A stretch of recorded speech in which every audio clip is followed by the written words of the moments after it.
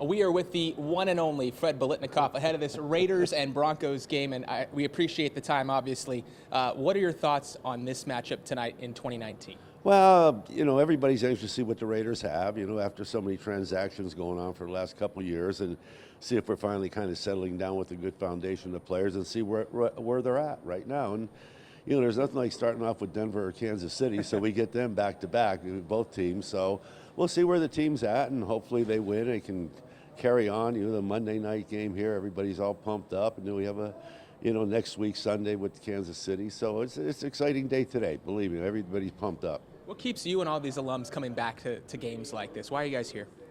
We're still part of the family. You just don't let go of the family. And, I've been with them since 1965, and it's one capacity or another. So, I just love coming to the games, seeing the guys, and seeing the guys that I played with in the past. And, it's about the only time, maybe one or two other times during the year, we get to see each other consistently during the season.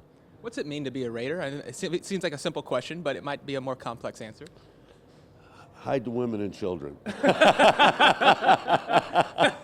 No, I'm only teasing. I'm only teasing.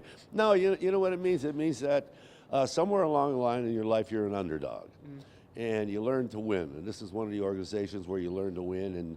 And no matter where you came from, a lot of us came from really bad backgrounds or really tough backgrounds. So it's good to be together with a group of guys that have only one thing on their mind, is that's winning football games. What are your expectations for this team in year two under Coach Gruden? Well, my expectations are always high. The way it ends up, I don't know how it's going to end up. My expectations, from the beginning of the season to the end of the season, are always high. It's tough to have people say, look down the road or look to the future, where media and everything, it's so instant now. Everybody wants a winner right now, so you have to win now, and that's just the way it is. And, John knows it, and, I know Mike knows it, and the rest of the team know it, that you have to win now. That's the only way the society is. And this is the last season in Oakland. We know now this is for sure the last season. What are your thoughts on the Raiders fan base and Oakland one more year here? Oh, it'll be great.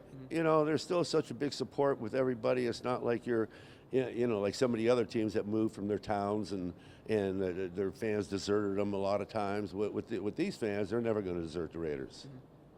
And you were on, you had a ESPN Plus Peyton's Places, right? Peyton Manning. Have you seen the episode? How fun was that? I haven't seen it, but I'll tell you what, I've been out of the country and I just got back, and everybody seems to love it. They thought it was really great. I can't wait to see it.